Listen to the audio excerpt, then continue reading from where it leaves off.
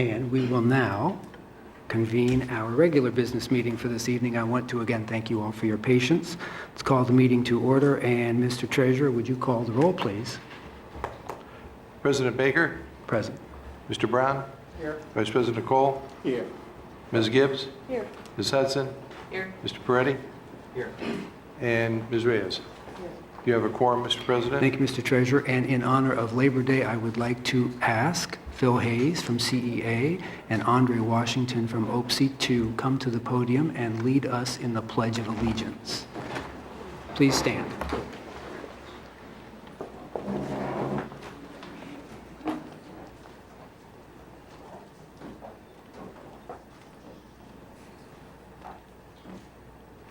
I pledge allegiance to the flag of the United States of America and to the republic for which it stands, one nation, under God, indivisible, with liberty and justice for all. Thank you. Thank you very much, gentlemen. We appreciate your leadership on behalf of labor and on behalf of the district. All right, now, what I'd like to do briefly is read through our agenda, and before I do that and ask for a motion to adopt the agenda, if you will indulge me, I'd like to suggest one change. We do have a number of people with us in the gallery this evening to speak to a particular issue, and so I'd like to have that board discussion that we planned to have as item 9 first, and push everything else down just a little bit. And so, Ms. Gibbs. Are you proposing that we entertain all public comment? Because there are other people who are here for public comment, not just on that item. So would you like to dispense of all public comment first? I think that would be fair to everybody who's waiting. I concur, and if I didn't make that clear, I misspoke. So item 9.1, board discussion, but then also, especially because of how long we've gone, anyone else who's here to speak. And I don't have the speaker list in front of me, so I would like to have that soon. So on our agenda, we have that discussion about Indianola. We will then take other individuals who have signed up to speak for public comment. The board will then recess into executive session, after which we will take up our consent agenda, after which we will hear announcements from board members prior to our adjournment this evening. Ms. Gibbs. As a point of clarification, when you say you want to have the discussion, do you want comment and then board discussion first, and then other people comment? Other people public comment? 'Cause that's what you said. I just want to make sure. Is that what you're offering? Let's be clear. So what I'd like to have, colleagues, indulge me, is anyone who signed up to speak to the board this evening, we'll take them first.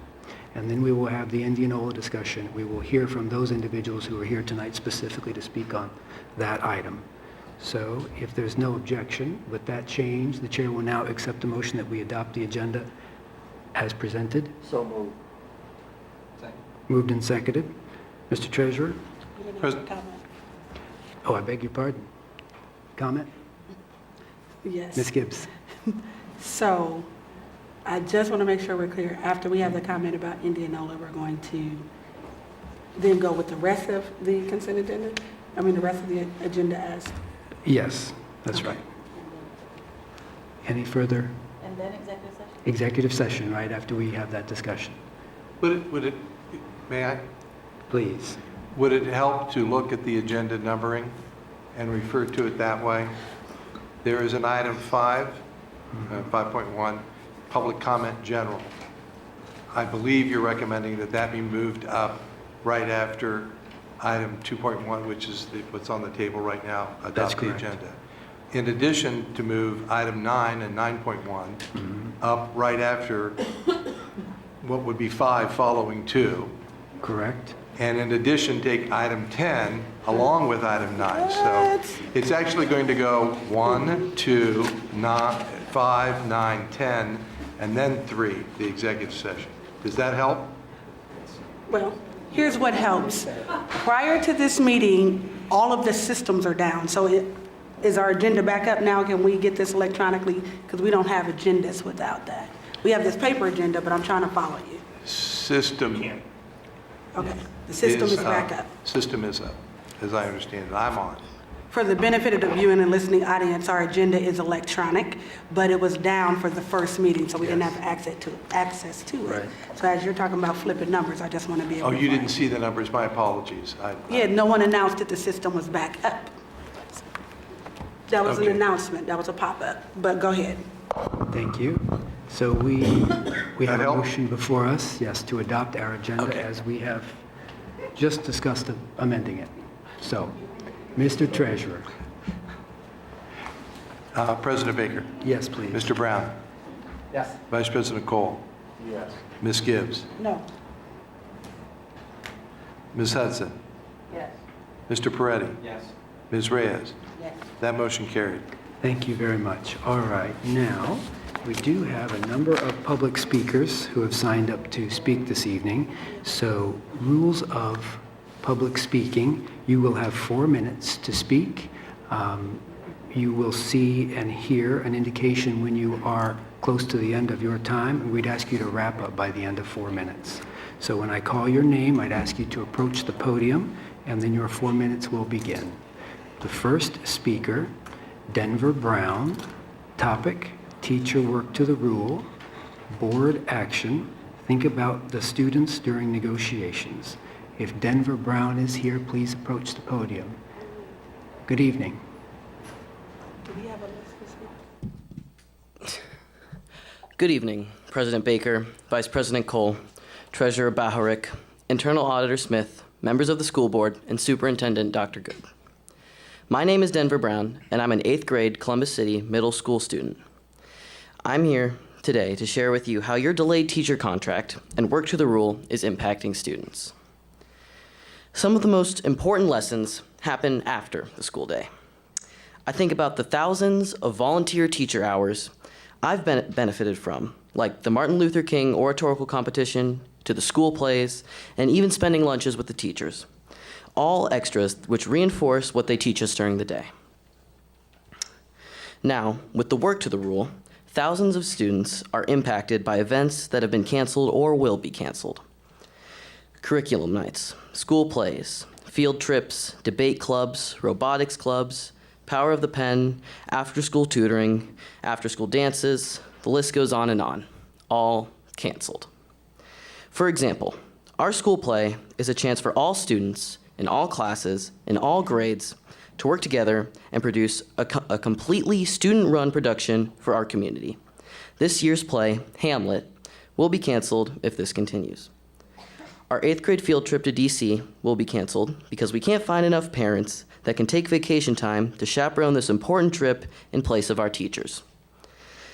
I've seen my mom and all the parents of Clintonville Go Public raise thousands of dollars to provide scholarships so that students who may not be able to afford this trip can go and visit the Lincoln Memorial, the U.S. Holocaust Memorial Museum, the Dr. Martin Luther King Memorial, and the Smithsonian. Those scholarships won't be filled, and none of us will be able to experience this trip if work to the rule continues. We support our teachers, and we appreciate what the union does for them.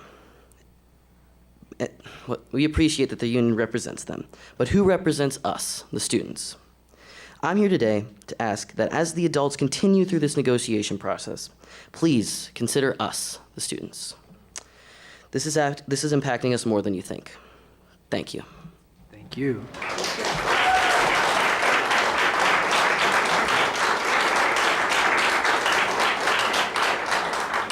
Are there any clarifying questions from board members? If not, Mr. Superintendent?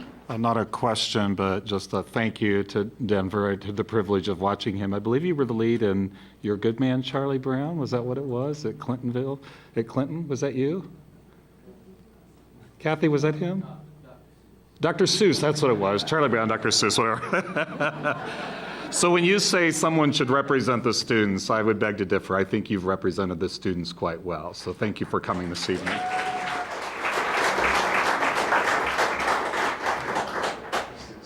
Thank you very much for being here. Our next speaker is Tiffany Grinstead. Topic is teacher work to the rule. Board action resolved to settle the negotiations contract. Good evening. Good evening, President Baker, Vice President Cole, Treasurer Baharek, Internal Auditor Smith, members of the board, and Superintendent Good. I'm a Columbus City school parent by choice. To say that I love my schools and the teachers who've helped my children grow into responsible citizens of the world would be an understatement. I'm here today in solidarity with the teachers who've been in solidarity with my family and with the children that I see every day in our schools. In June, my oldest child will become a graduate of Columbus City Schools. And that's in large part due to a second grade teacher who saw something in her and convinced her to be a helper and to see herself as a helper. And that put her on a completely different path. There were teachers who have helped her love math and see herself as someone who could take an OSU calculus class while she's still in high school. There was a teacher last year who gave up lunch breaks to help her make sure she could pass the AP exam. These teachers are doing so many things, and not just for my kids. It was a teacher who helped us understand that we had a homeless child in our school a few years ago and make sure that we could get that child a scholarship to Washington, D.C. It was a teacher who helped us understand that we had an immigrant family that needed some extra help. And so as a community, we could come together and do that. I'm a PTA president. I spend as many hours as I can thinking about how to raise more money, to do more things, to help more kids, and every single kid in this district matters. But when our teachers are working to the rule, there's a price to pay. Everything that Denver just mentioned that isn't happening, it's not just that. It's more and more and more and more things. And on the one hand, we can be frustrated that the teachers are working to the rule, but on the other hand, I think we have to look at the fact that the teachers are teaching kids to stand for something by working to the rule, and I respect that. But as a school board, I just urge you to please understand that children are suffering, even as they're learning through this experience, and it can't go on forever. So I ask you to please, please think about both the teachers who give so much of themselves to our community and the kids who benefit from that, and do what it takes to end this contract issue. Thank you. Thank you. Any questions? There are no clarifying questions. We'll move on. Next speaker, John Grinstead. Topics: teacher work to the rule, board action, complete the contract negotiation. Good evening, President Baker, Vice President Cole, Treasurer Bohoric, Internal Auditor Smith, members of the board, and Dr. Good. I'm here tonight basically just as a parent, as a 10-year Columbus City Schools parent with kids in middle school and in high school who've been through the elementary school program, to urge you to please successfully conclude these negotiations.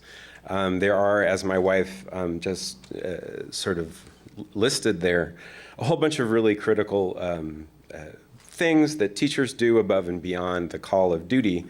The thing that really kind of catapulted me, I guess, out of my routine to come, because this is certainly the first time I've ever spoken at a board meeting here, was the ABC News report that had President Baker quoted as saying, "Representatives of Columbus City School and the Columbus Education Association continue to meet at the call of a federal mediator." Well, we certainly encourage you to keep doing that. We're very happy that you're doing that. We appreciate that. And then goes on to say, with substantial progress and conceptual agreement on most issues, talks with the teachers union will have no impact on the start of school next Wednesday. Well, school has started, and there are impacts. Like that's occurred, right? So things like what Denver just went through gave us a nice long list from the heart, the issues that Tiffany got into, and a whole other long list that the union has made it clear that will not occur. We will not work beyond the 7.5-hour teacher workday. We will not supervise more than 5 extra duty assignments. We will not attend after-school activities. We will not attend student and/or parent orientations. This is the flesh and blood of being an effective teacher and having an effective practice and engaging with children and moving them on to the next step, which is Ohio State, hopefully for some of them, college somewhere. So we appreciate what you've done. We encourage you to do more. Your stewardship and your ability to guarantee stability in this institution is critical. We need you to make sure that we get things back on track. In the 10 years I've been here, we've never had a teacher strike. I certainly hope, that we don't go there now, because that hurts everybody. It holds kids back, and we don't want that. That's certainly not why we elected you guys to come here. So thank you for your time, and I encourage you to keep swinging away at it until you come away with a successful conclusion. Thank you. Any questions? Any clarifying questions from board members? All right. Thank you very much for being here tonight. Next speaker is Julia Alwayne. Topic, better communication, board action, communication between district and schools. Welcome. Good evening. Thank you. Good evening, President Baker, Vice President Cole, Treasurer Baharek, Internal Auditor Smith, members of the board, and Superintendent Good. I am Julia Alwine, a Columbus City student. First, I would like to say, I understand it is not standard protocol for a student to speak to the board directly about their problems, but the issue I would like to address is the communication between the central offices and students. As students, we are not informed of the standard protocol or any protocol to communicate with our central office or administrators. Even though we are large stakeholders in this district, often our voice is not heard. Today, I would like to talk about communication with the students.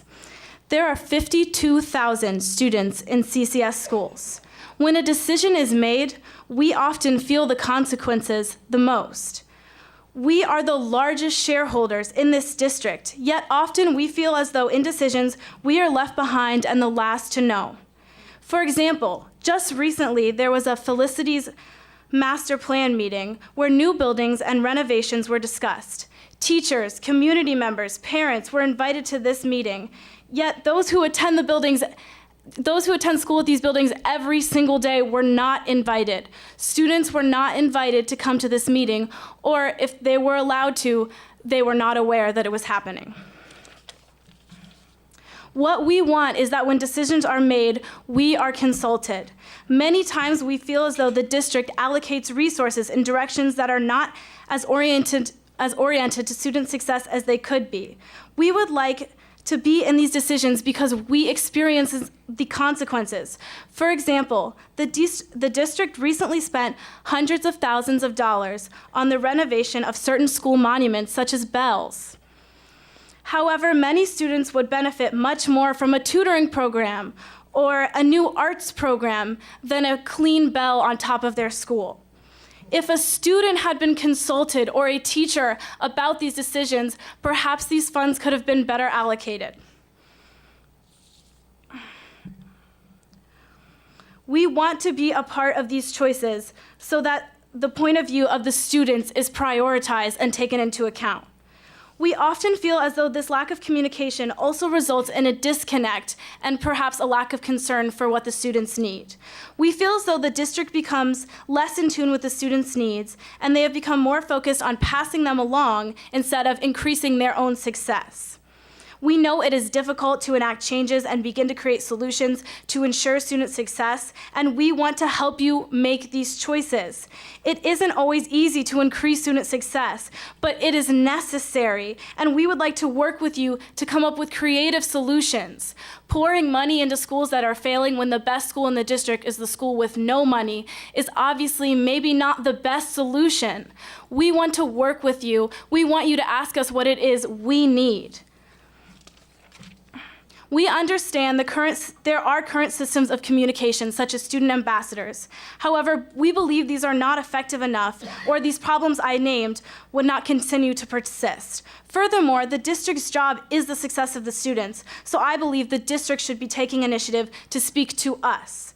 What we ask is that What we ask is that the central offices and administration develop a better system of communication with students and teachers. We would like there to be a student-centered town hall where students can voice their concerns and their thoughts on resource distribution.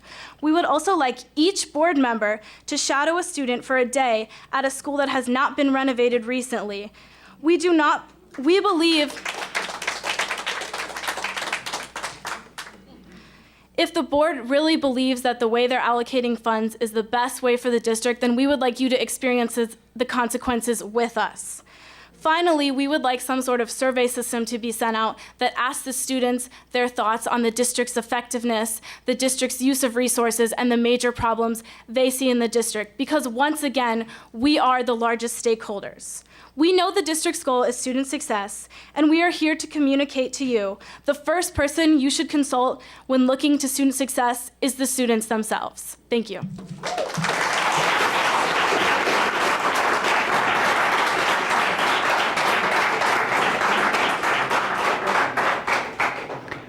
Thank you for being here this evening. We appreciate it. Any clarifying questions from board members?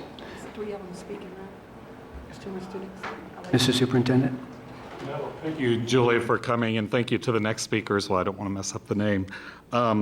First of all, I really look forward to your ideas on how we can increase the communication. We have relied heavily on the superintendent student ambassadors to represent each of our high schools and also the feeder schools that go there.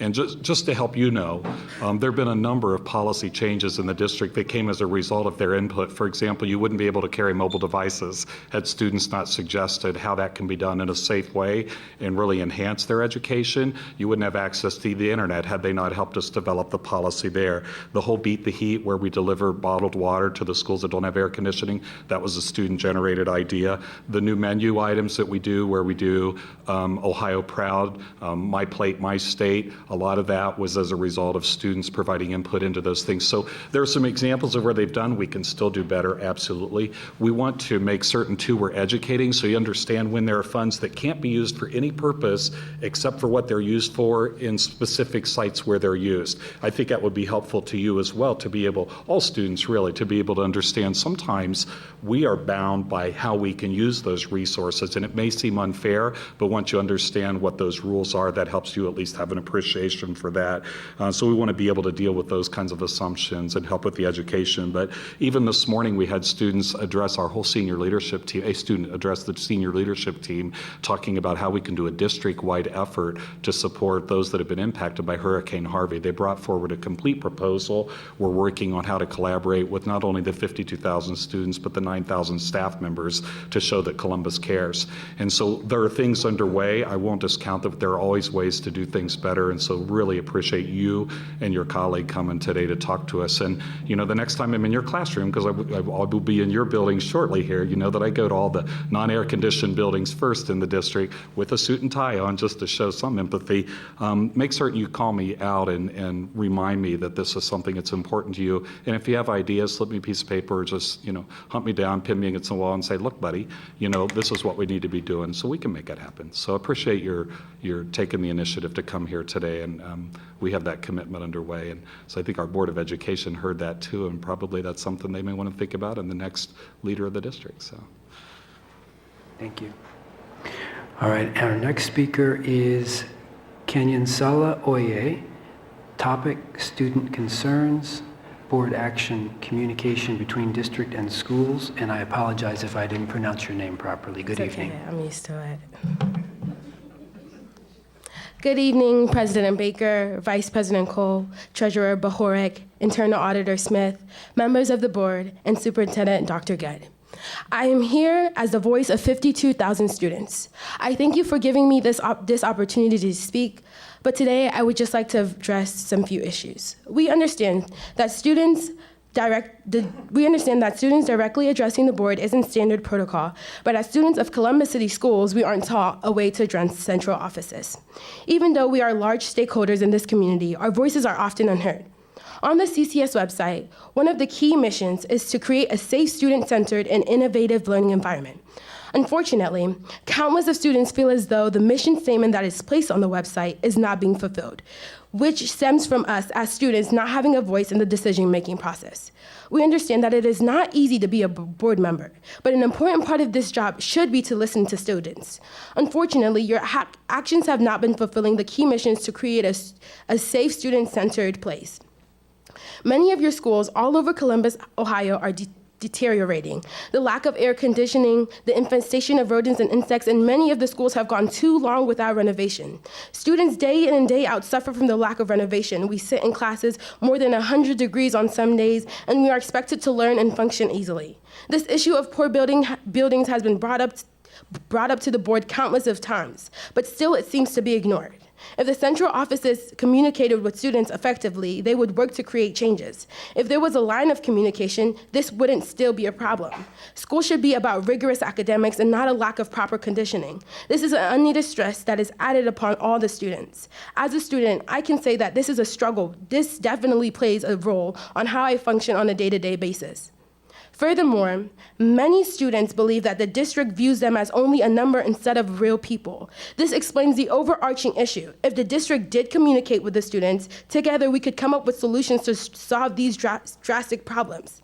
However, the students are always left behind when it comes to the decision making. We would like the board to think about communicating with the students before they make major changes. We want to finally have a seat at the table. I believe the school board and the students should have a student town hall to address the reoccurring issues. A survey could also be put in place to understand what the student concerns are. Furthermore, to experience what many students are facing, I would like the school board to come shadow at least one of the renovated schools with one of the students throughout the school day, just to see the struggles that we are continuously facing. As a student of Columbus City, I am not attacking the board. I am simply concerned because I know the board members' number one goal is student success. And the first person you should look to ensure student success is the student. Thank you. Thank you.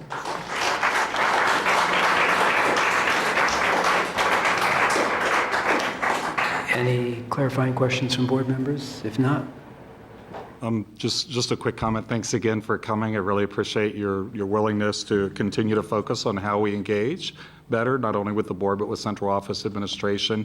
And I look forward to showing you, the Operation Fix-It plan for addressing many of those facility needs. The community very graciously supported that bond issue to the tune of $125 million last year so that we can begin to make those improvements. So 3 of those 60-plus buildings that don't have air actually have air this year, and there's a plan to continue to do that. It's not going to happen overnight, but you deserve to know when it will happen and which buildings and how that works. So that's one way we can work together, is show you where you can keep track of that information on the website as well. And I do know we have student representatives on some of the board committees, Innovation and Reform, and I would imagine Chair Gibbs will talk about that in a second. But so we do make efforts not to leave people behind. Certainly that's never the intent, to leave people behind. The very nature of people going into this industry as a profession is because we care very much about your well-being and what's important to you, and want to give you the best conditions to equip you for a bright future. So your voices are very much valued. Appreciate your coming tonight. Please stay in close contact. And again, when I come to are you at CAUSE?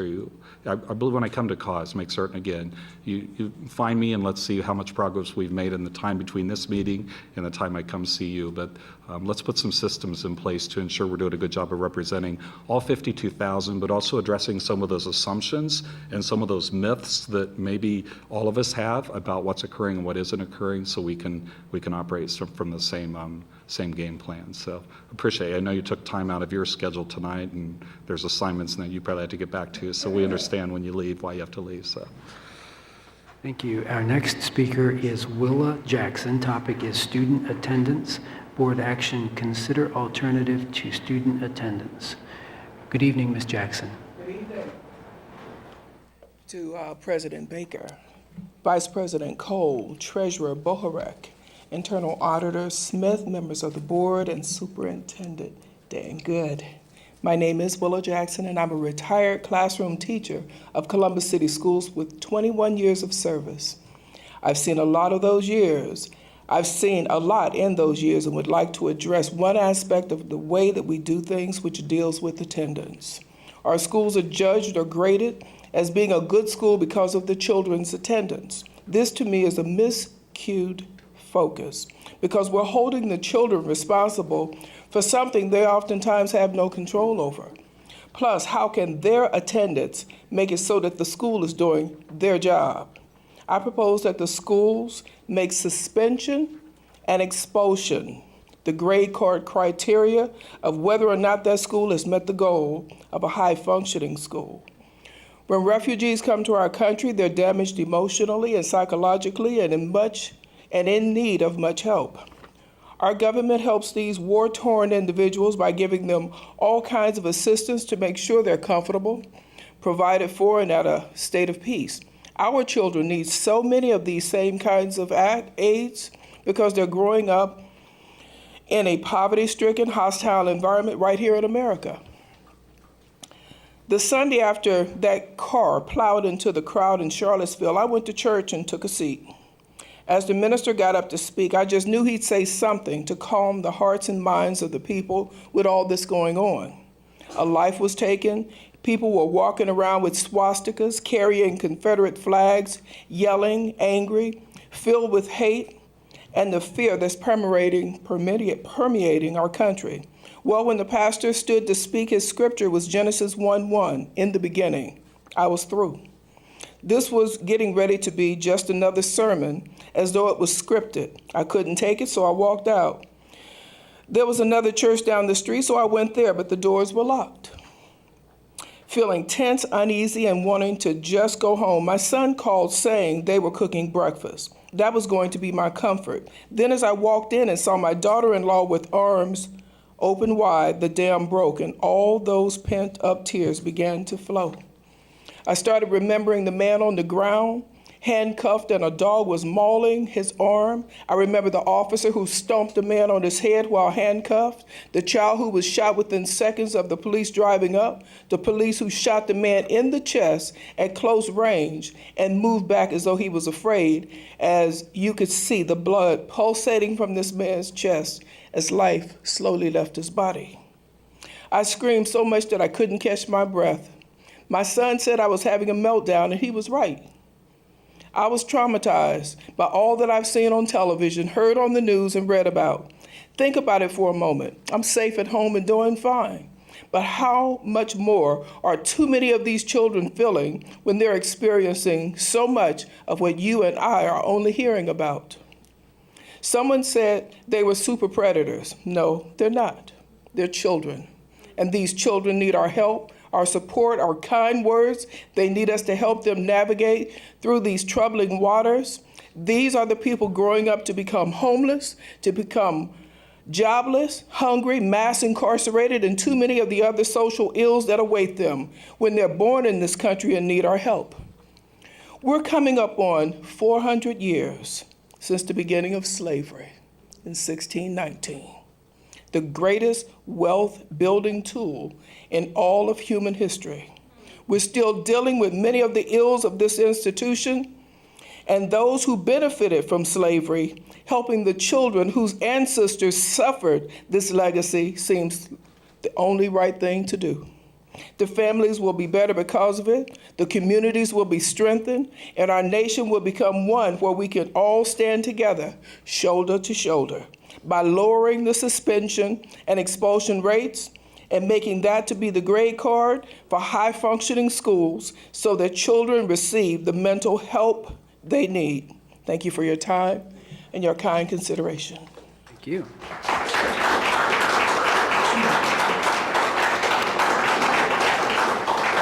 Clarifying questions? Yes. Ms. Gibbs.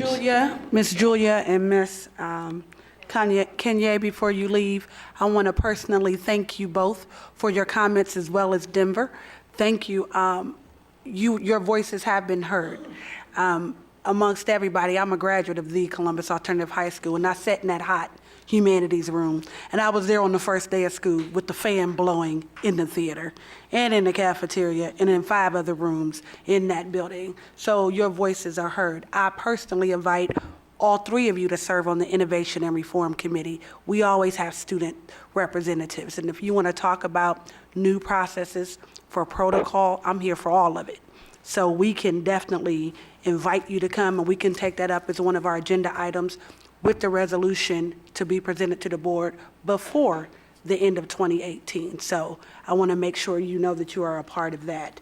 And it's, Denver, you talked about missing Hamlet, and one of the major, absolutely, Act Two, Scene Two themes of Columbus Alternative High School is what a piece of work is man, and it comes out of the Hamlet play. So the idea of not being able to have that play is something that also hits home. So I just want to make sure I speak directly to the students, all the students that are in the room.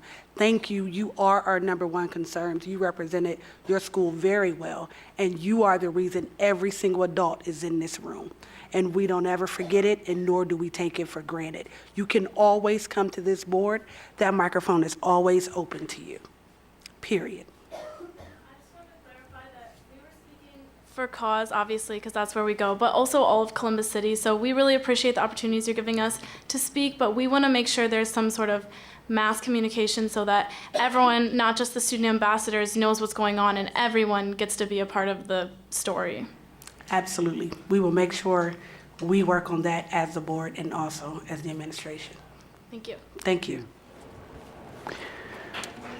Thank you very much. Oh, also, wait a minute. Ms. Gibbs? Yes, to Ms. Willa Jackson, thank you for those comments. Your words were not lost on us. Not the significance of dates, not the current events, not the challenges that each and every one of our students face, no matter where they come from, when they walk out of that door and into a Columbus City School building, they're beyond our philosophies and our mission statements. They have to live the life in the world that we don't always have control of. So thank you for that. And I am, I know I can't speak for my colleagues a lot, but I can say we do believe that each student should be highly educated, prepared for leadership and service, and empowered for success as a citizen in the global community. And we work to that end towards equity and fairness. I know I do. And that while we can't control the Charlottevilles, nor the Houstons, nor the Harveys, or the Irmas, or anything before, anything to come, what we can control are the policies, protocols, and procedures that we're responsible for to make sure that each child has a fair chance in this district. So thank you. And thank you, Ms. Gibbs, and thank you to all of our speakers tonight. And now we will move on to a public conversation on the disposition of Indianola Middle School. So we've reached that portion of the agenda set aside for that discussion and possible action on the disposition of Indianola Middle School, a property which has been vacant since 2010. Let me start the conversation by briefly describing some of the methods. And we know some of you have to leave, and don't worry about that. We know you have other places to be. Thank you for being here. Let me start the conversation by briefly describing some of the methods by which a Board of Education can dispose of real property under Ohio law. First, the board may elect to offer surplus property for sale at a public auction. Before that public auction may be conducted, the Board of Education must first offer to sell the real property to eligible community schools. If no eligible community school offers to purchase the property at its appraised value, then the public auction may be conducted. The second method is through a direct sale. The same state statute which authorizes a public sale of school district real property also alternatively authorizes a Board of Education to sell real property directly to various public entities, including universities. As is required prior to a public auction, if a Board of Education chooses to sell its surplus property directly to another public body listed in the law, it must first offer to sell the real property to eligible community schools. If no eligible community school offers to purchase that property at the appraised value, then the direct sale to the public body may be conducted. Board members will recall that the board declared Indianola Middle School as surplus property on September 20th, 2016, and made it available for sale. The period for community schools to offer to purchase Indianola Middle School for its appraised value of $2,350,000 expired on August 11th, 2017, with no offer received. Presently, we understand that The Ohio State University is interested in purchasing Indianola Middle School at its appraised value through a direct sale as permitted under Ohio law. We also understand that there are others who over time have expressed interest in purchasing the property and who might want to participate in a public auction. The purpose of this portion of our meeting is to discuss and consider the alternatives for disposing of this surplus property and possibly to take action to dispose of the property either through a direct sale or through a public sale. Are there members of the board who wish to be heard on this subject? Mr. Vice President. Thank you, Mr. President. I had the opportunity to sit with some representatives of The Ohio State University, a few who are in the room right now, one Ms. Trudy Bartley, representing the university, who came to us in good faith to share with us her vision. And when I say us, I mean myself, board president specifically, but I do know that other board members have been engaged by the university to talk about their vision for the use of the building and how they want to ensure that we as a district are chief partners moving forward to ensure that that resource is used for the benefit of the community and even as a conduit opportunity for our children. I see the immediate opportunity in partnership with the university, but more importantly, I see the broader, more latent opportunity that extends access to the university for our children and for other local kids. So I just wanted the opportunity to say directly that I am vehemently in support of this opportunity for our students. I'm certainly open to hearing what my colleagues have to share.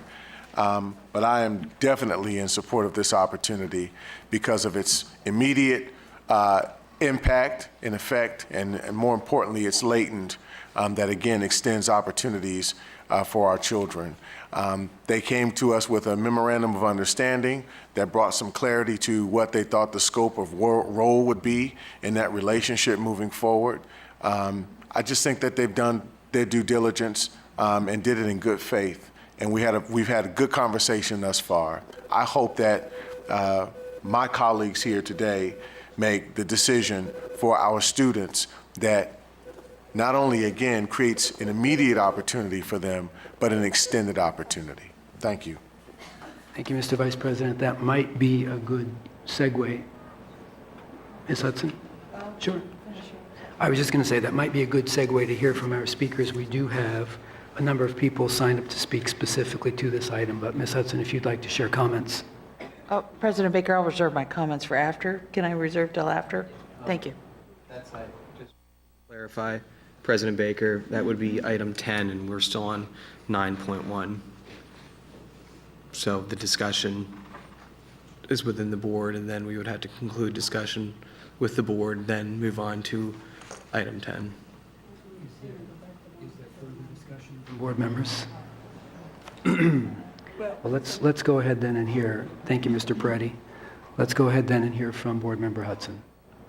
Thank you, President Baker. I agree with Vice President Cole's comment, so I won't repeat them. Well said. And I will only add that I think we also have a great track record with Ohio State and the district partnering on the Wyland Park program and also with PACT. What a great opportunity for the largest district in the state to partner with one of the largest universities in the nation with so much talent and also so many opportunities to expose our students, our children to great talent and vision for their futures that is fantastic. So I think this is an opportunity to provide our students with value add. So this isn't just bringing, I mean, I think that, you know, we could, there may be options where we get a little bit more money in the door, but maybe not, but we're going to get a lot more value for our students through a partnership of this nature. And so for that reason, I would very much support the acquisition of Indianola Middle School by Ohio State. Board Member Peretti? Just want to echo my colleagues' sentiments that I do think this is a great idea. You know, when you think about what a district does, we need to have partners in the district, not only enhancing our education for all of our students, but our community as well. You know, this gives us short-term, long-term goals and can help our district out. So I am very supportive of this. I appreciate everyone weighing in on this and talking to Ms. Bartlett about this issue, and I look forward to offering this to OSU. Ms. Gibbs, I believe you were next. Oh, yeah, I was just reserving my time to speak after. I want to hear from these community members to hear what they want to say, and I'm sure in their conversations they may answer a few of the questions that I might have. So I want to hear from them and then be able to. Agreed. And I'm at precisely Brown. the same place. My training and experiences told me to hold back and reserve judgment until I've heard everything and learned everything. So I'd like to have that opportunity later. Very good. So, does that conclude our discussion? And we may come back to, we may revisit it after. All right, so if there's nothing else, no more public discussion or from board members, let's go ahead and hear from our speakers. So we do have 7 speakers this evening.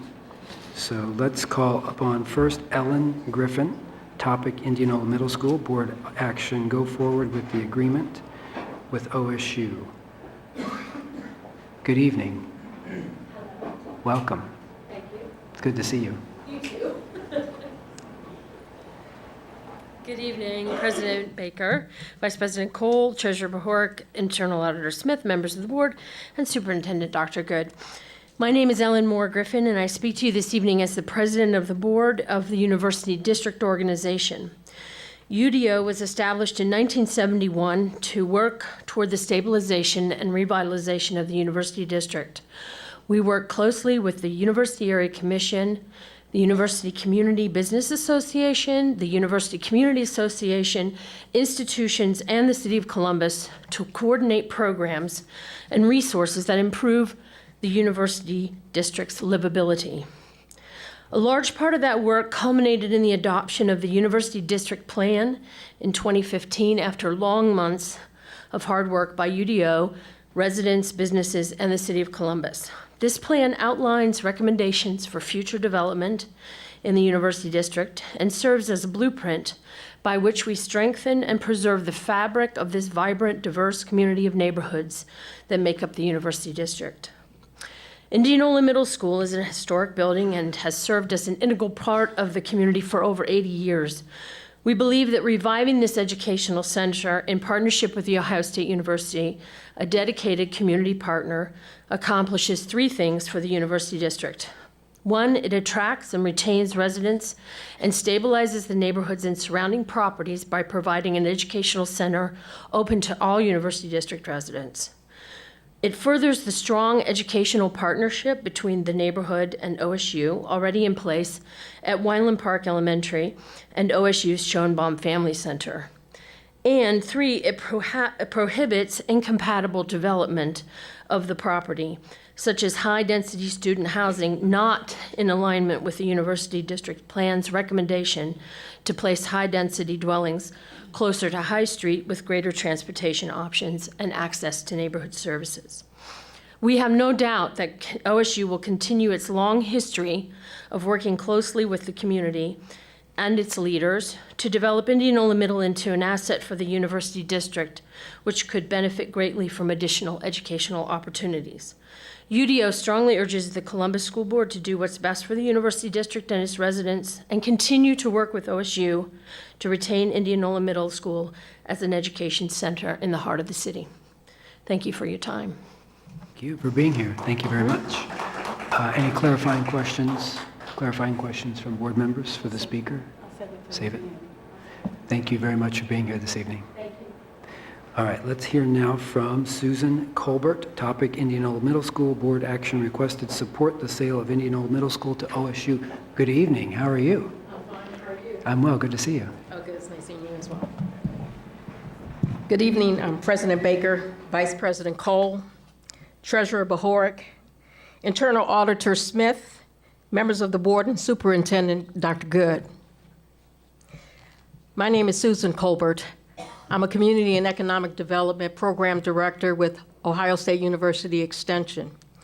OSU Extension has been in the University District since 2002, which is highly unprecedented because they literally took me out of the county office and put me in the heart of the neighborhood to make sure that the university was true to its mission, its land-grant mission.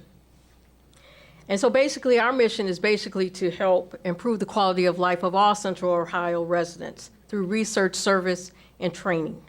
And through our role, we have attempted to build strong and stable communities by strengthening the lives of children, youth, and adults.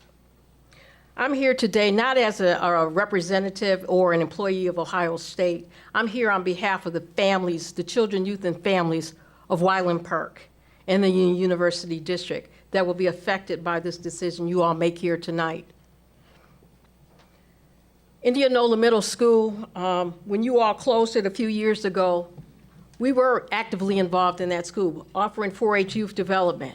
And so I saw firsthand how faculty, students, and staff from the Ohio State University were engaged in that school. And I was quite remiss when I found out that they had shut down the school and changed the feeder pattern. Quite honestly, the school plays an integral role as far as the development in the community. And so it has had a profound impact and has adversely affected the community, despite all the money that has been invested in the housing in that area. And so I'm here tonight on behalf, as an advocate of the residents, to encourage you all to consider selling that school back to the university. Because quite honestly, I think you would be doing the community a disservice if you choose to do otherwise. There's a reason why we need strong schools in that community. And strong schools can help to attract families and businesses, thereby boosting the local economy, as well as driving population growth in the area, so that we can continue to have a mixed income, diverse neighborhood. Because quite honestly, despite the short North Posse, the low performing schools, the disproportionate amount of housing, poverty, as well as poverty in the area, there's always been a sense of community in that school. And I attribute that in large part with that feeder pattern, where kids, when they finished Wyland Park, they went to to Indianola Middle School. So now you notice that there's a disconnect in that community, sad to say. And I'm seeing it firsthand, and the Kirwan Institute just recently shared a report with us. And it basically speaks that there is a disconnect. There's a lack of community engagement. Yeah, we got brand new houses, we got brand new development going on, but there's something missing, and that's that lack or sense of community. And I think by having the university buying that school back, that truly will make a difference. It also, by having the school restore that feeder pattern, families will have an opportunity to get acquainted with each other. OSU Extension provides supportive services to the NRP families. Those are the 40 brand new lease with the option to buy properties on North 6th Street. There are over 40 homes with over 100 children in those homes. But guess what? Those children go to 33 different schools, and their families don't know each other, and there's a disconnect. And so if we restore the feeder pattern and afford Ohio State an opportunity to purchase these homes or this school, this will give them an opportunity to get the families a chance to reconnect. Lastly, neighborhood schools give the families or parents an opportunity to gain access to the teachers, to volunteer, and to be more actively involved in the schools. Because as you know, studies have shown children whose parents are actively involved or engaged in the school do better academically, socially, mentally, emotionally. And so definitely we need to assist in that respect. And then lastly, the school can, by right, serve as a community center for the community, not only for the children, youth, and adults, but for all families in the Wyland Park and the University District. So I implore you tonight, not as an employee of Ohio State, but as an advocate on behalf of the children, youth, and adults, and the families and the businesses that reside there, that have gone through all the struggles, that you consider selling the school to Ohio State, and let Ohio State work with the Columbus City Schools as well as the residents to make this a premier school that it can and truly has been in the past. So on that note, I thank you all for your time. Thank you. Thank you, Ms. Colbert. Any clarifying questions? All right, our next speaker is the Honorable Michael Stinziano, Jr. Topic, Indianola Middle School, board action, support the sale of Indianola Middle School to OSU. Good evening, how are you? Wonderful. Actually, third generation, not a junior. President Baker, Vice President Cole, Treasurer Baharek, Internal Auditor Smith, School Board Member Peretti, Brown, Gibbs, Reyes, Hudson, and Superintendent Dr. Good. Good evening. I am Michael Stenziano, a member of Columbus City Council, but for more important for your purposes, starting tomorrow, a proud parent of a Columbus City School pre-care. If you guys want to come with me and manage mom through that process, I would appreciate the support. I'm here to address the board in regards to your dialogue on and future disposition of Indianola Middle School. I'm not here on behalf of council as a whole, nor am I here on behalf of the city as a whole, but as a 30-year resident of the university area and now a city official, I do stand in favor of the University Area Commission's request to enter into a memorandum of understanding with The Ohio State University and support the sale of Indianola Middle School to the extent needed within the MOU to The Ohio State University. In turn, I do support the University Area Commission's request to not support the sale of the building and its site to residential real estate developers. As you've heard, the city and city council have worked extensively with members of the university community to create a university area plan and zoning overlay that meets agreed upon residential and commercial development standards. This 2-year process, begun before my 1 year, 8 months, and 5 days on council, provided for new growth to happen along North High Street and East Lane Avenue and to protect the neighborhoods from unnecessary residential development. With the new OSU sophomore residential rule, the university area is trying to stabilize home ownership programs with OSU help to balance a surplus of almost 3,000 beds. As I've heard from many residents, a potentially dense residential development at the Indianola Middle School site is not what this immediate neighborhood needs nor desires. A collaborative partnership with Ohio State to preserve, reuse, and rehabilitate a historic building and school grounds is and would benefit the community as a whole, providing space for a public institution and greatly outweigh any private use. Already, this building has attracted interest from the Columbus Foundation, Kirwan Institute, National Trust for Historic Properties, and future collaborators. I strongly urge members of this board to consider The Ohio State University as a potential partner for the transfer of Indianola Middle School and to support the goals of the City of Columbus and the University Area Commission as reflected in the long-term planning efforts. Thank you for your time, your service, and a long evening. I'd be happy to entertain any questions because I won't be able to hang out because I got to run to an area commission. Thank you, President Baker. Thank you, sir. Any clarifying questions from board members at this point? Thank you for being here. Thank you. Have a good evening. And good luck tomorrow. Our next speaker is Trudy Bartley, and topic is Indianola Middle School, board action, support the sale of Indianola Middle School to OSU. Good evening. Always nice to see you. It's always nice to see all of you. Good evening, President Baker, Vice President Cole, Treasurer Baharek, Auditor Smith, members of the board, and Superintendent Good. Thank you so much for the opportunity to discuss with you the opportunity for OSU to purchase Indianola Middle School. I have had a lot of eloquent speakers precede me. I am not going to reiterate or duplicate what they have to say, but what I want to tell you is that this is about our land grant mission at The Ohio State University. This is about purchasing this property to be a community benefit for the university area. I've had conversations with each of you as far as we want to have guiding principles where we can have a partnership together to make a difference for the children in the university district. And in doing so, we want to be able to bring the resources of The Ohio State University to bear. Not only education and human ecology, but also to have food, agriculture, environmental science, to bring Moritz Law School there, to bring social work there, to bring psychology there, to bring the resources that our residents within the University District and Wyland Park desperately need. And we want to be able to make a positive difference in the lives of the residents of the community. We've talked about the guiding principles that I have distributed to each one of you. And number one is the Ohio State University acknowledges that this is an historic building, so much so that we have had a report from Scully Caldwell on what we'll need to do to preserve the building. Now, first, if we are offered the opportunity to purchase, what we will have to do is button that building down and secure it. It has a leaky roof, it's got mold and asbestos, and so we know what we'll have to do to keep it safe in order for us to work with the district, particularly on an educational purpose, together for the residents of Wyland Park, University area, and University District.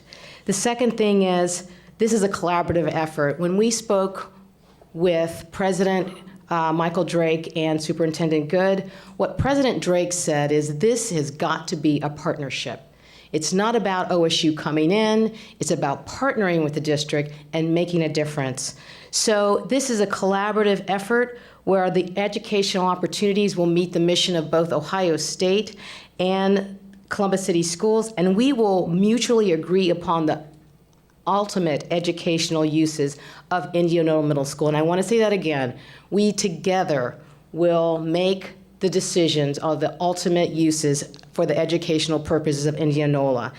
And additionally, it is a 9-acre site. So there are other community benefits that can come to bear. We understand that there have been veterans that have been interested, and we're willing to have those conversations, as I said, to make a difference, not only from an educational purpose, but just from resources and needs that the community has. So again, I want to thank you. We have support from the University Area Commission as far as the purchase, and we have support from, as you heard, from OSU Extension. And as I said, at this point in time, it's really just understanding if we have the support of the school board as far as moving forward and allowing OSU to acquire the property. So again, thank you for your time, and I would like to ask any questions that you might have. Thank you, Ms. Bartley. Are there clarifying questions from board members at this time? At the end. Okay. Thank you very much for being here this evening. Thank you. Don't leave. There might be questions later. I will not. I'll be right Okay. back. Thank you. All right. Our next speaker is Doreen Newhouse-Sauer. Topics: Indianola Middle School. Board action: support the sale of Indianola Middle School to OSU. Good evening. How are you? I'm well. Good to see you.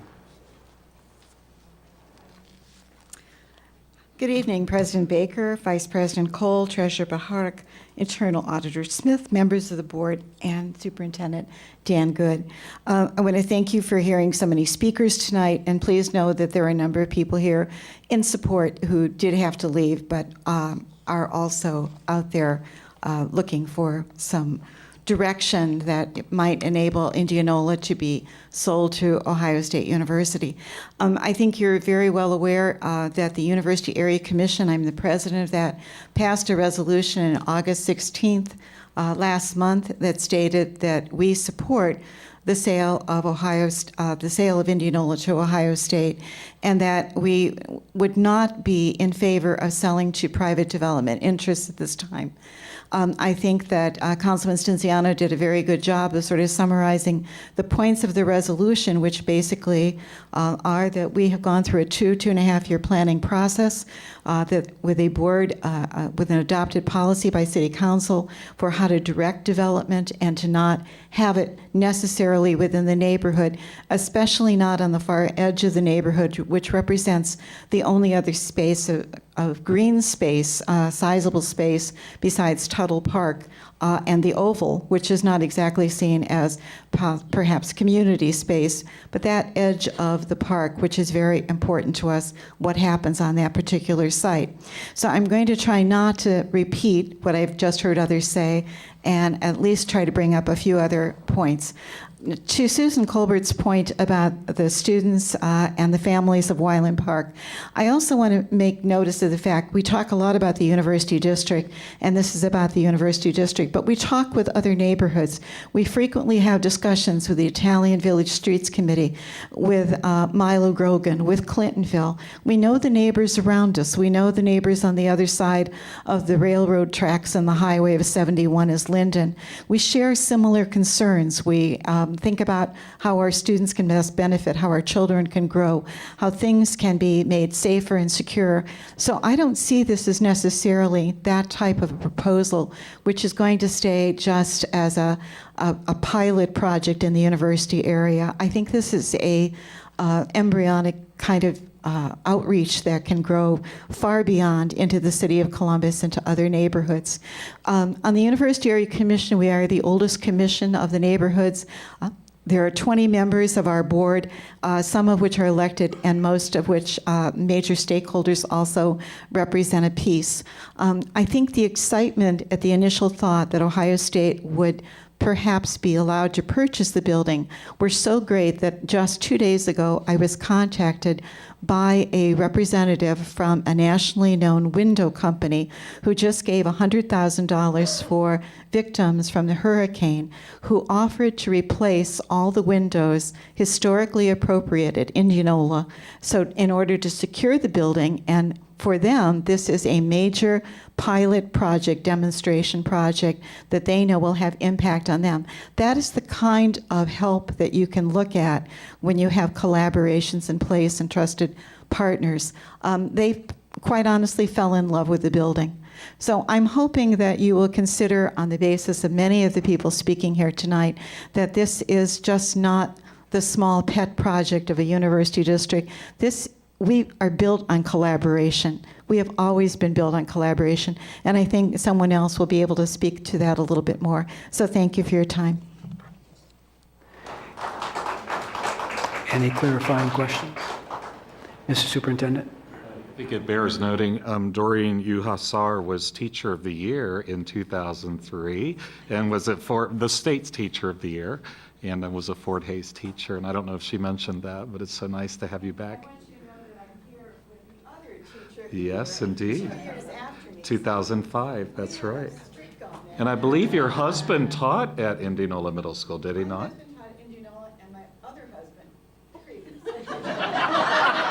Okay, that's enough. I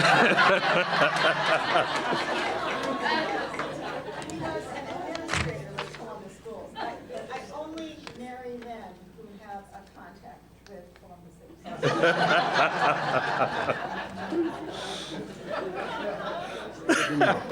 Well, thank you for that.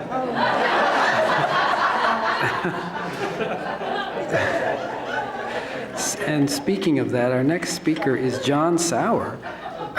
Topic: Indianola Board action support the sale of Indianola Middle School to OSU. Good evening. Good evening. Husband number two, I think. I hope. Good evening, President Baker, Vice President Cole, Treasurer Bohoric, Internal Auditor Smith, members of the board, and Superintendent Dr. Good. Indianola School is a historic building on both the National and the City Register. Prior to its closing, the Board of Education had been good stewards of the building. It can be again by assuring the community that the building and the site will pass into the hands of an entity that could be respectful to both the maintenance of the building and the restoration where needed. OSU will want to do what is right for the building and the site, especially knowing that green space is so important in our intergenerational neighborhood and in a city where collaborative efforts are encouraged. As was mentioned, I did teach in Indianola for just 39 years, and then I found the front door and left. I taught history, and so I'm going to give you a very quick history that will, I hope, show you the importance of collaboration with the university.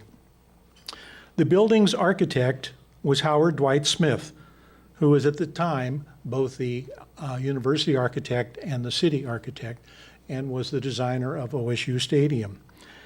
The outside terracotta tiles, the Indian carving of cheap tagajut over the front door, and all of the carving around the library's fireplace were done by OSU professor Edwin Fry, who also did the statue of William Oxley Thompson in front of the OSU main library. When he began his work on Indianola, he consulted with the Indianola students to see what they wanted. The junior high movement, as most of you know, began here in Columbus, and Indianola was the first junior high in the world. I always refer to it as junior high, not middle school. That's something that came later. And it was the result of a collaboration between the school superintendent, Sean, and President William Oxley Thompson of OSU. Collaboration early on, way back in the early 1900s. Proof that even in the 20th century, the town and the gown can work together. One of the first alternative schools in the Columbus School District was Indianola Informal Elementary.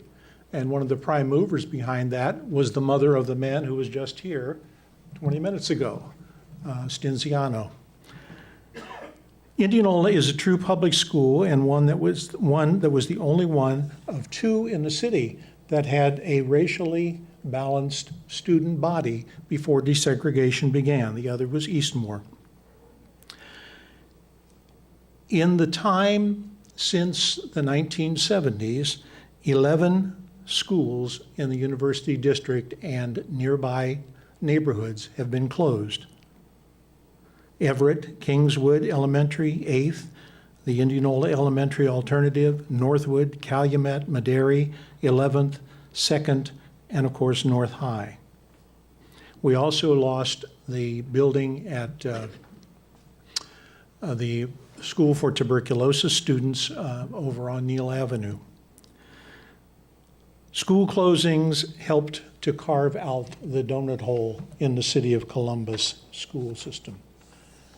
We hope that by moving this property onto OSU, we can begin to reestablish that communication that started a century ago and can continue and make our neighborhood and our city a good example of how the big university and the city school district can work together.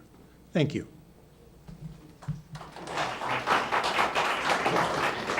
Clarifying question from Mr. Brown.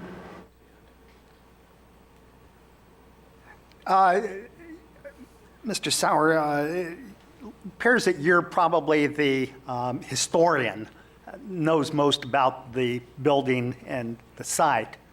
Well, please, can you verify? What I understand from doing some research into the property is that it was an amusement park for many decades prior to the school use. Yes, it was the Indianola Park, and the other big one in the city was the Olentangy Park up on High Street.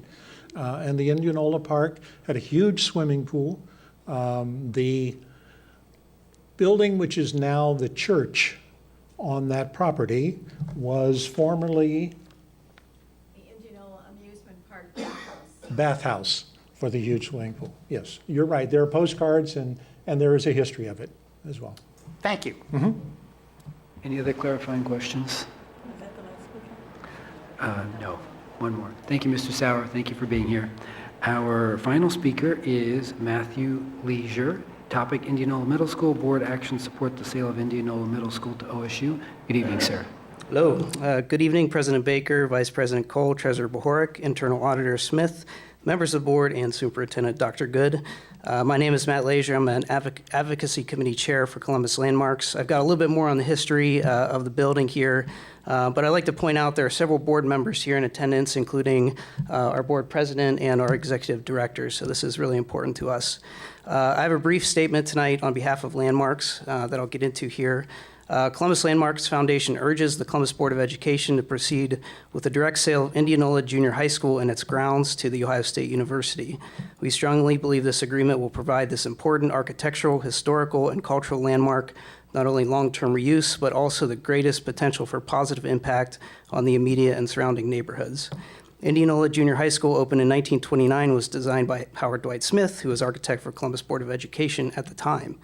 Smith is notable for having designed Ohio Stadium, as well as other significant Columbus landmarks, including City Hall and First Congregational Church. Indianola Junior High represents a creative merger of architectural styles, Gothic Revival, and Art Deco.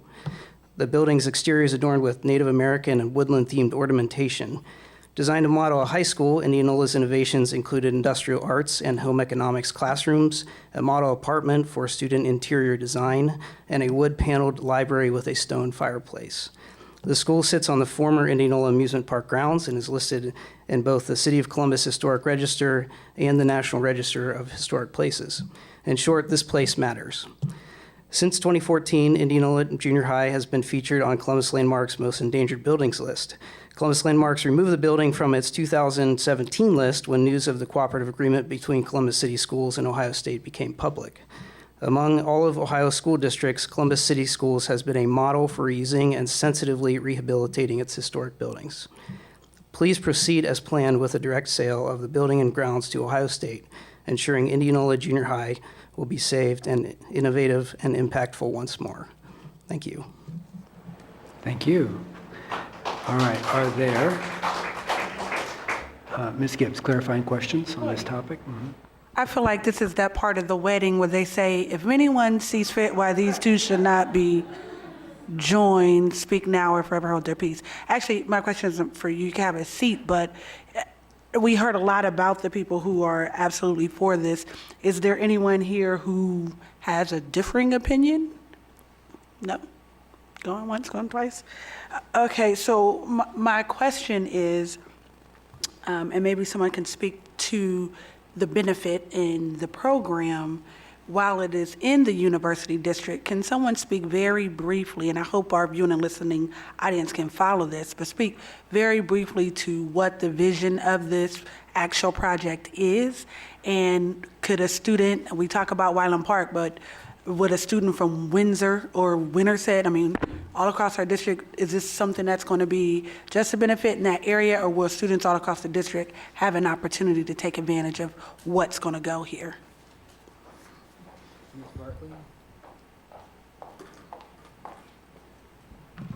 Thank you, Board Member Gibbs, and thank you for the opportunity to address a question.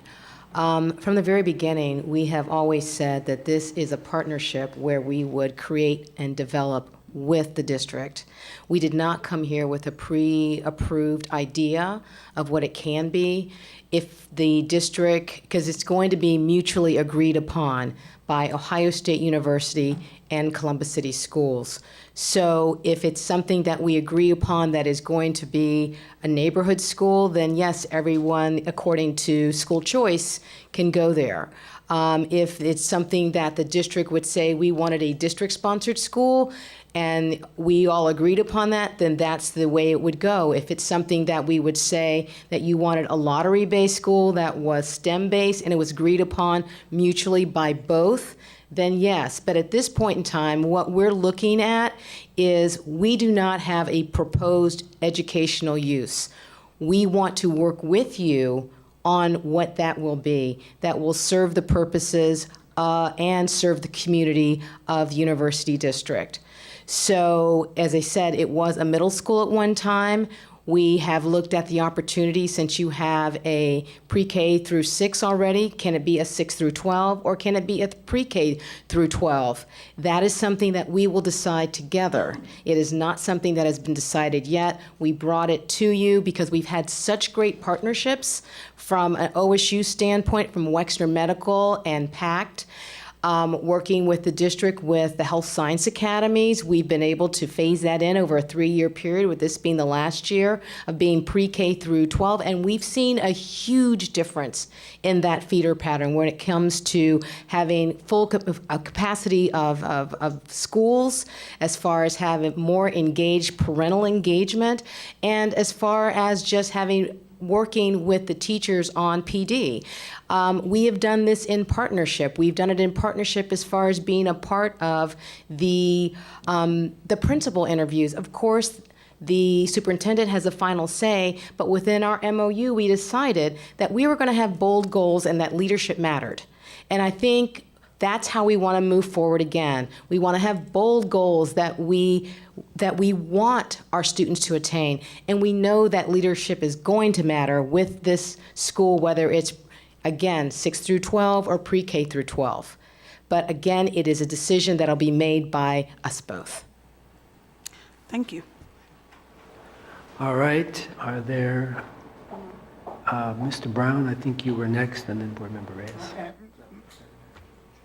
Ms. Bartley, I too had.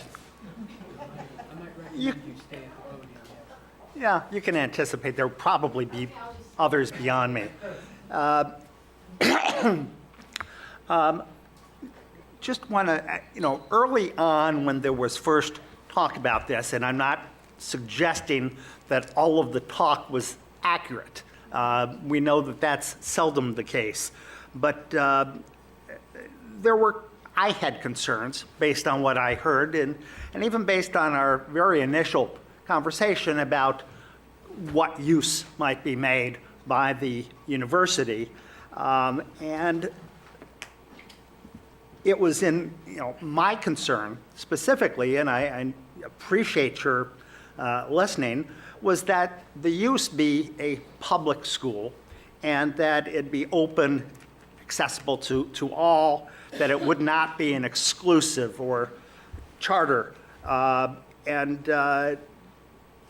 what I wanted to ask is the most recent MOU does have language that talks about this vision and talks about doing this as partners with Columbus City Schools, and that we'd have to come to agreement on that. Does this plan, as now shaped, and I do appreciate that you and OSU have had a very thoughtful and responsive approach to all of this, listening and adjusting and incorporating more things as this has moved along to adjust the proposal. Am I correct that that this will be an agreement, subject to agreement by both as partners, and that it'll be a public use? Yes. I mean, we're a public entity, and we are guided by Ohio Revised Code. So as Ohio State University, yes, it would be a public use for the building as well. And not an exclusive school in any fashion? No, not at all. Okay, thank you. Board Member Reyes? I don't know if you can answer this question, but do we know, so obviously as we make decisions to close buildings from either a use as far as the structure, but also enrollment, do we have any idea of how many students live in the area? Because you talked about whether it be a lottery or not. So if we're talking university district, are we talking a handful of kids? Are we talking, I mean, in order for it to not be a lottery school? Maybe I can help out on this. This was a result of You've our got Democrat- facilities master plan, where we looked at all the information regarding all of our feeder patterns, what the growth was looking like for the next 10 years in all of our areas of the city, and what we were going to plan on doing with all of our buildings. That's how this sort of officially landed on this list. And it was because of that we knew that we were able to put this property up, that we would have room for growth, that we had adequate swing space and adequate space also in other parts of the district as well. So the answer is we have no kids there, or we do have kids there? So President Baker, Vice President Cole, members of the board, and Ms. Bartley, thank you again for being here. We do have that information. We don't have it at our fingertips, but certainly that would be some of the data that we consider jointly as the trustees and the Board of Education deliberate any sort of possible educational use. But we definitely know how many students live in those neighborhoods and by street even, and where they attend. And as we heard from one speaker right now, they go to as many as 33 different schools because they're just not a natural feeder in that area. But it's something the Facility Master Plan Committee discussed and are aware of, and certainly if the board elects to make this available to the university and they purchase that property, that would be data that we would all look at together and consider and measure. in terms of impact, how many families then elected to stay in that neighborhood. And as Ms. Bartley pointed out, T. Streets here, Rodney Harrelson, all that have been involved with the Partners Achieving Community Transformation, we do see a return to neighborhood schools when there is a collaborative effort and a coordinated effort to support them birth through career. Board Member Reyes? I have another one, but it just slipped me. We can come back. Paying attention. All right, we'll come back. So I was paying attention. Board Member How Peretti? dare I? I just really appreciate everyone coming in today, and I really just want to say, partnerships is what make this community and this school district stronger. And with that, Mr. President, I move that the Board of Education approve the resolution entitled Resolution of Intent to Sell Certain Real Estate Property, which authorizes the sale of Indianola Middle School to The Ohio State University. Second. Moved and seconded. Board members, you have a resolution in front of you to which the motion refers. Mr. Brown. Thank you. I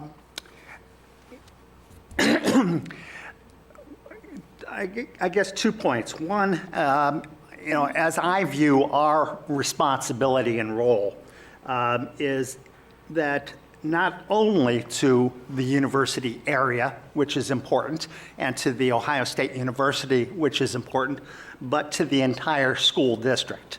And we do have to keep that in mind as we decide what to do with the property.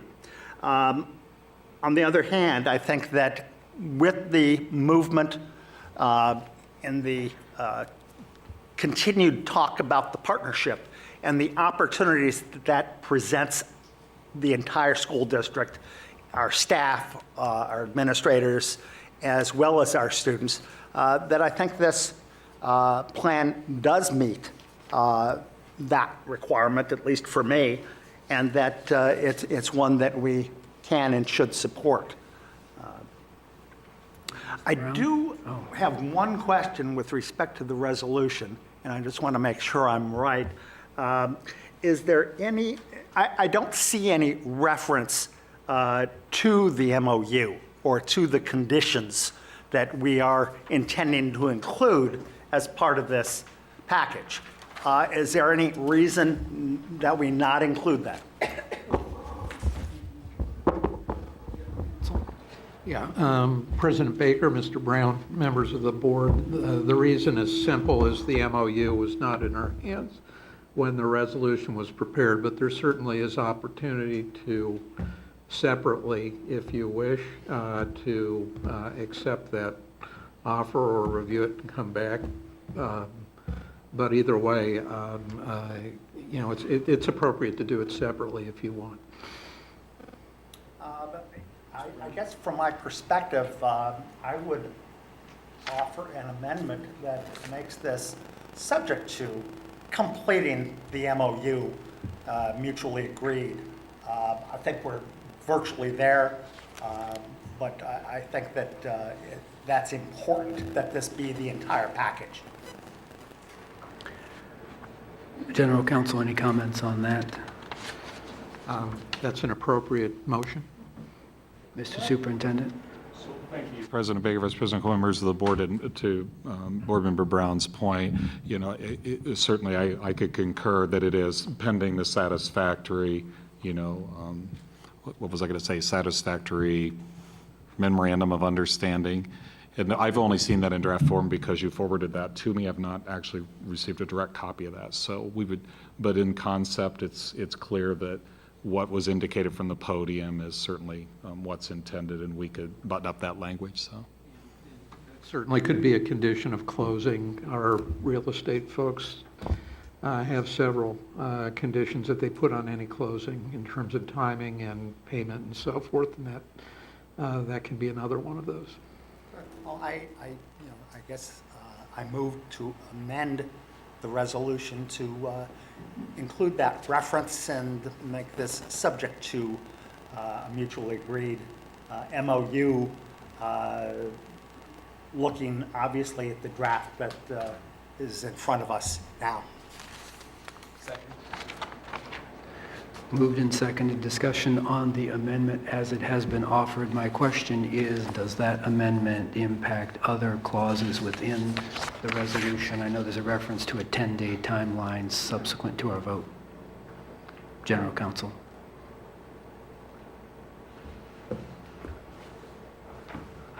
I would think that we can get this worked out in adequate time to hit the timelines, if it's the board's desire to add that amendment. Thank to the you. resolution. Board Member Gibbs. I just want to make sure I'm keeping up. So this resolution is just to authorize the sale of the property to the buyer. That is correct. And that what you're asking, Board Member Brown, is that the condition of the final sale include the MOU, and that we include that in this original legislation so that it is binding that the MOU must be completed prior to the completion of the sale?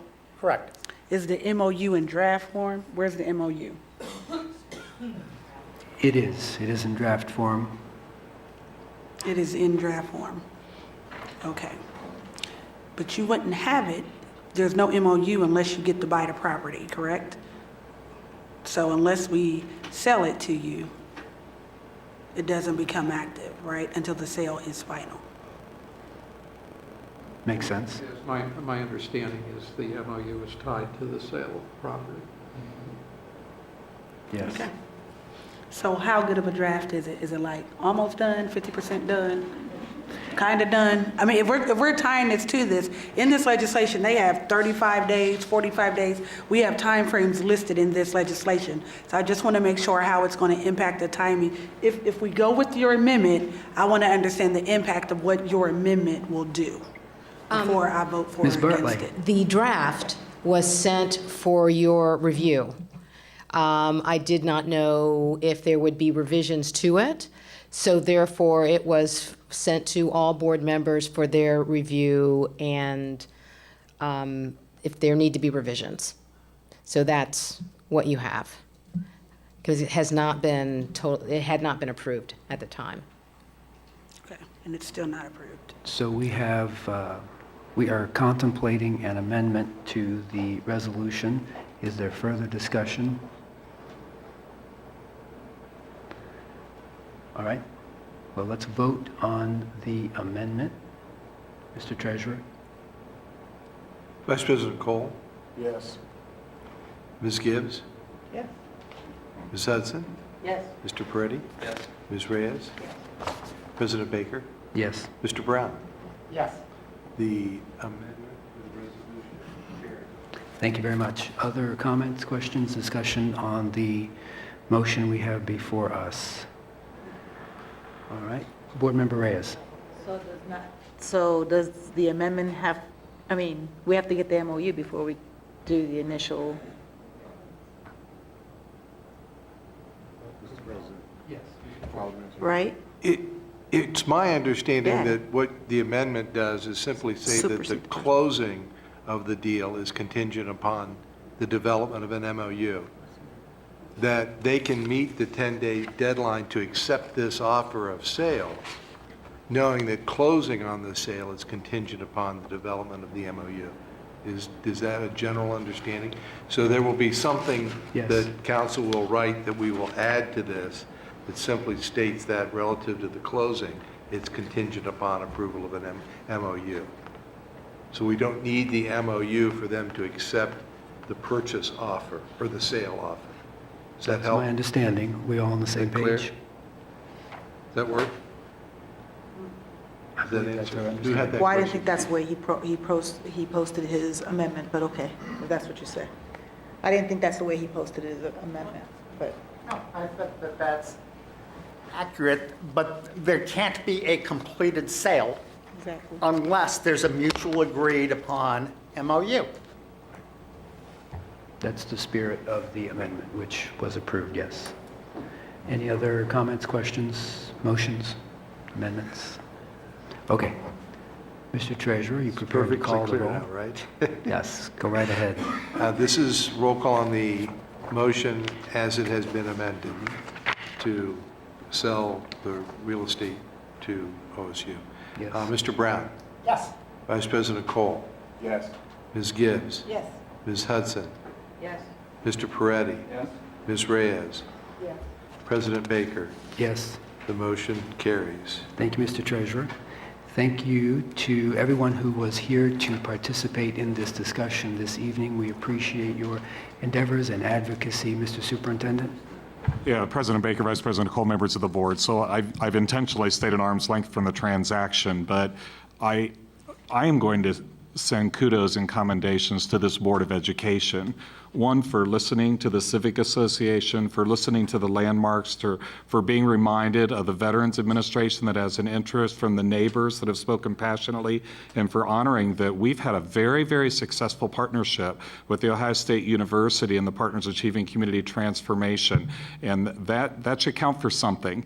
And they've made a commitment, although it be verbally right now, or orally, and we have that memorandum of understanding that needs to honor the spirit of what was communicated from that podium tonight. And I frankly look forward to spending the next 7 days really buttoning up that MOU and presenting it to the board for your consideration, obviously in collaboration with the Ohio State University, their representatives and their trustees. So I think this was a wonderful thing that you did for the community, but I didn't want to unduly influence you one way or another. So I really have tried to keep my mouth shut about this one. But I think you did a great thing for the city of Columbus. Congratulations. Thank you very much. So, and we understand that some of you may want to leave now, and please feel free to do that. No. All right. Thank you, colleagues. So now we are going to circle back, and I am going to ask Vice President Cole to offer a motion. Thank you, Mr. President. It is recommended that the board recess into executive session per section 121.22 G1 Ohio Revised Code to consider the appointment, employment, dismissal, discipline, promotion, demotion, or compensation of a public employee, and Ohio Revised Code per section 121.22 G4 to prepare for, conduct, or review negotiations or bargaining sessions with public employees concerning their compensation or other terms and conditions of their employment. Is there a second? Thank you. Colleagues, is there a second? Second. Moved and seconded. Mr. Treasurer? Pardon me, excuse me. Board Member Hudson? Can we just finish the agenda? I know. Since we're here, can we just finish? And then we'll go and do our executive session, and then be done? Maybe some legislation that's added. Okay. We actually plan for these meetings, so yes. Thank you, though. Mr. Treasurer? Ms. Gibbs? Yes. Ms. Hudson? Yes. Mr. Peretti? Ms. Reyes? President Baker? Yes. Mr. Brown? Why not? We should be quick. I'll take that as a yes. Vice President Cole? That motion carries. Thank you. We will now recess into executive session. We will return just as soon as possible.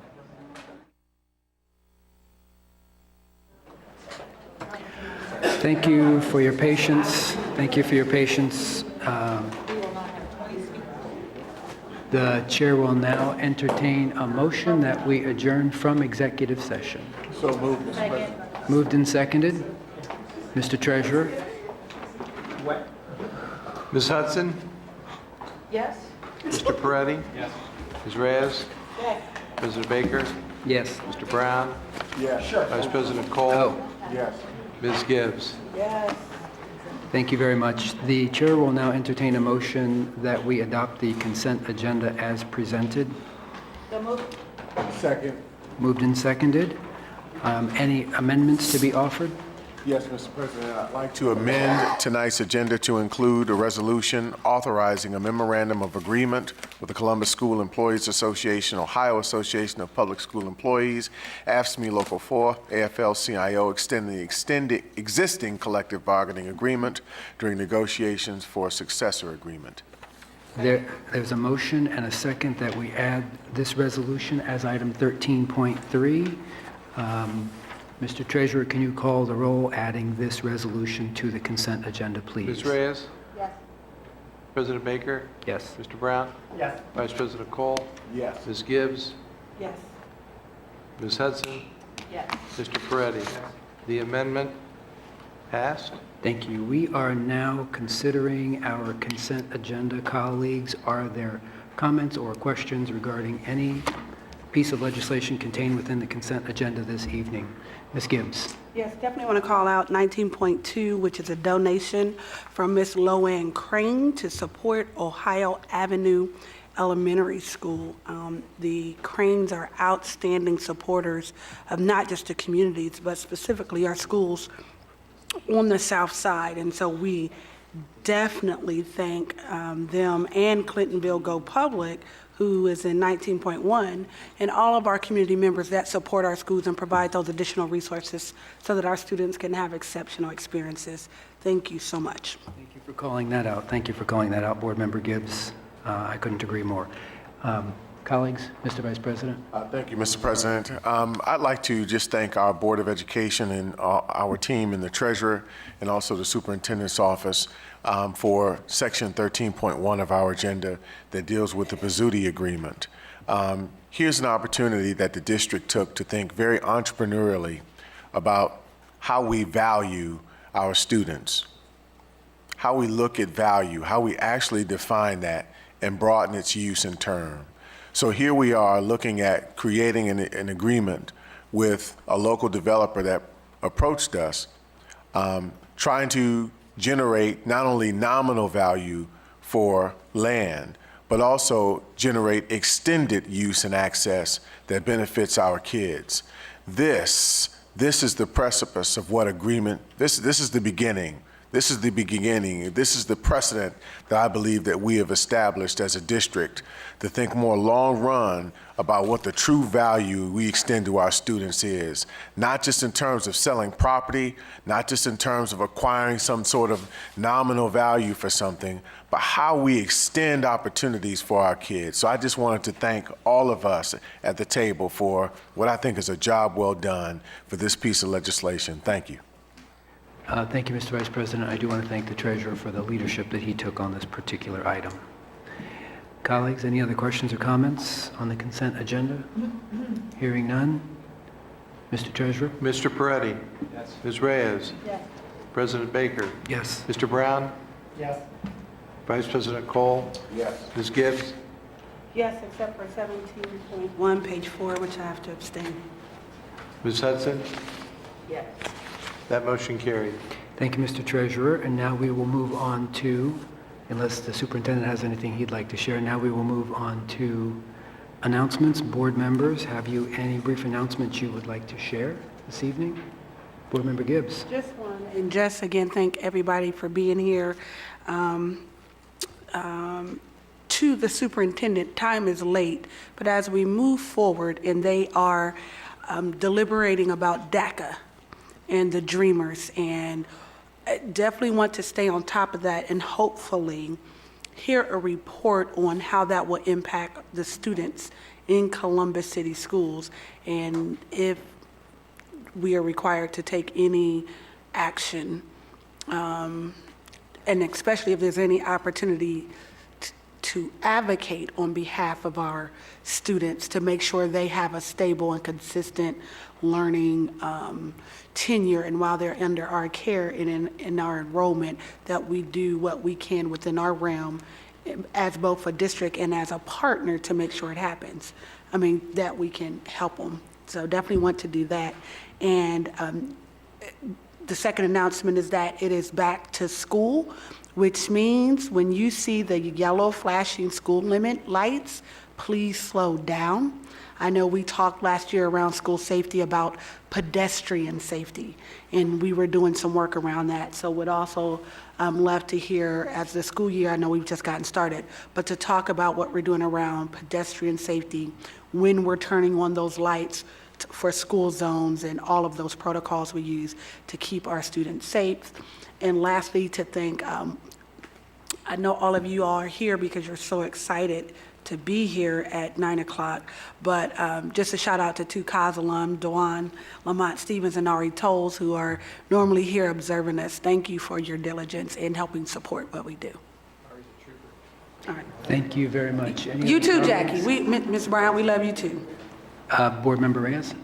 Just a quick announcement. Tomorrow, for those of us who work in the field of hunger and insecurity with hunger, tomorrow is Go Orange Day.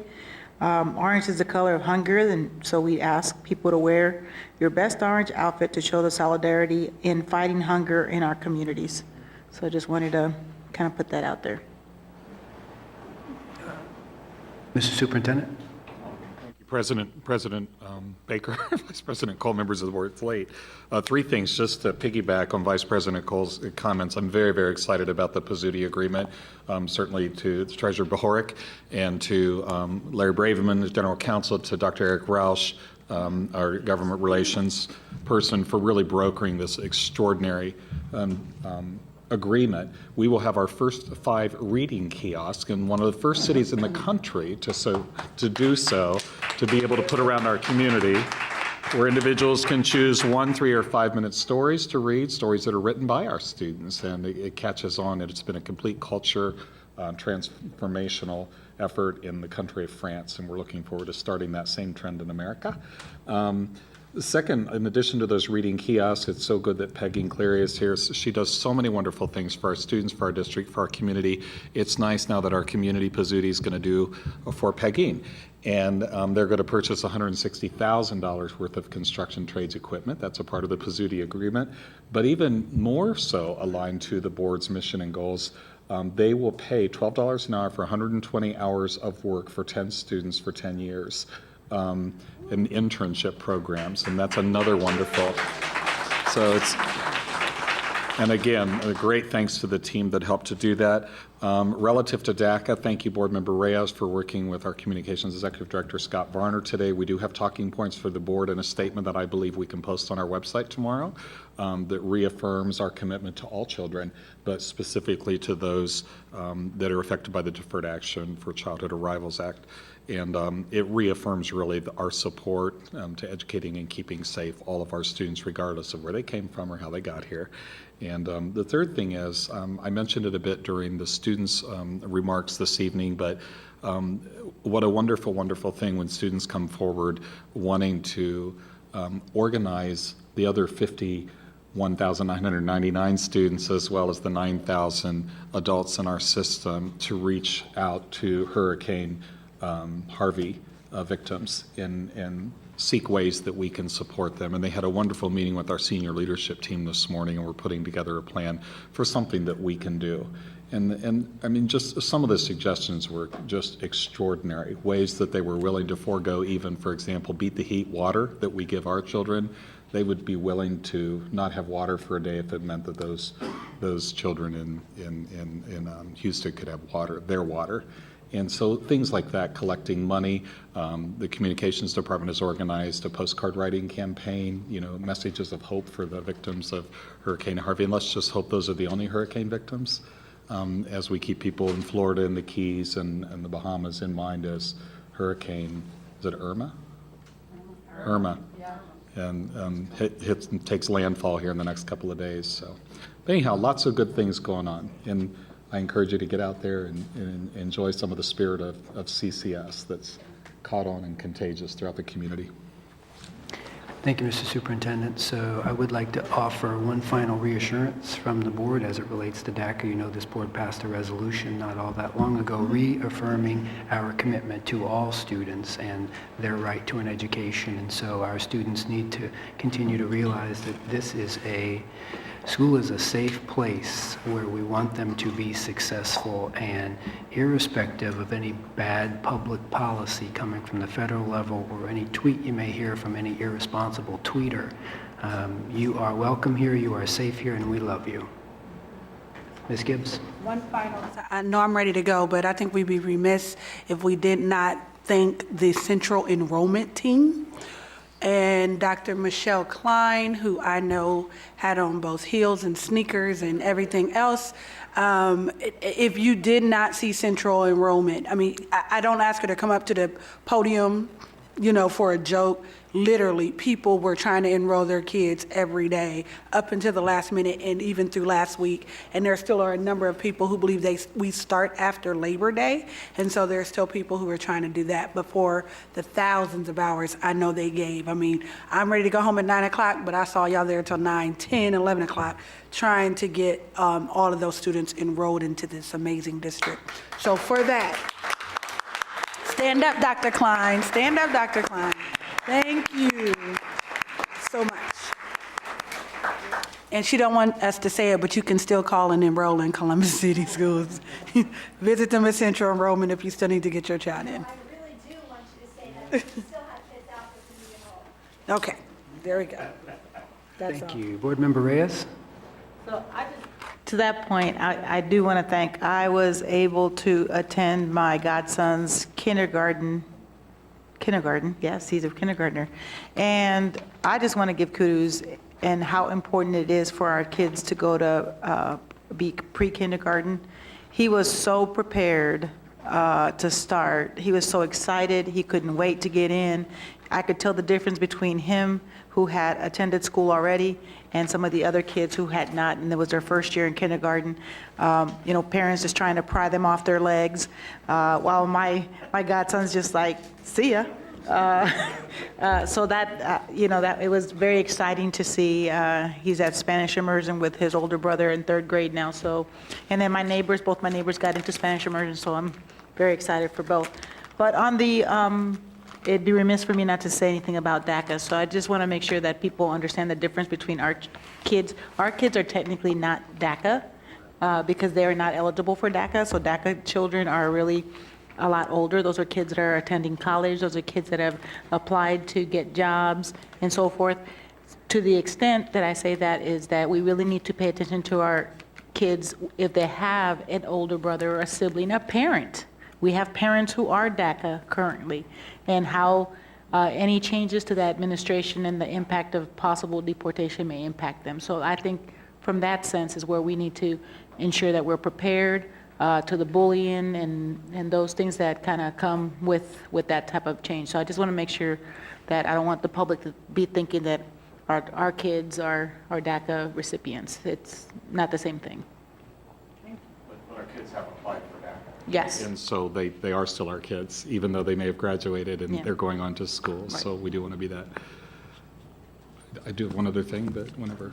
And it is the responsibility of all of us to speak up and stand up and say what's wrong, and not to just quietly, you know, it does make a difference. And leadership does involve speaking up, standing up. America, after all. Mr. Superintendent? Speaking up, we have one other individual that needs to stand, and we need to recognize her aesthetic achievement. Because she once again had the Best in Show beaded necklace at the Ohio State Fair, and she's wearing it tonight. Ann Lanzotti, would you stand up and show us your beautiful, beautiful Best in Show creation? And you know it's special when the people at the front door of the art exhibition hall, when you ask, where's that beaded necklace? And they go, oh, because they know it's special, and it is special. And you're special, Ann. Thanks for all you do for us as well. Okay, I'm done. Okay, if there's nothing else for the good of the order, is there a motion that we adjourn? Moved. Seconded. Mr. Treasurer, please call the roll. Oh, sure. President Baker? Yes. Mr. Brown? Sure. Vice President Cole? Yes. Ms. Gibbs? Yes. Ms. Hudson? Yes. Mr. Peretti? Yes. Ms. Reyes? Yes. That motion carried. Thank you. We stand adjourned. Thank you very much.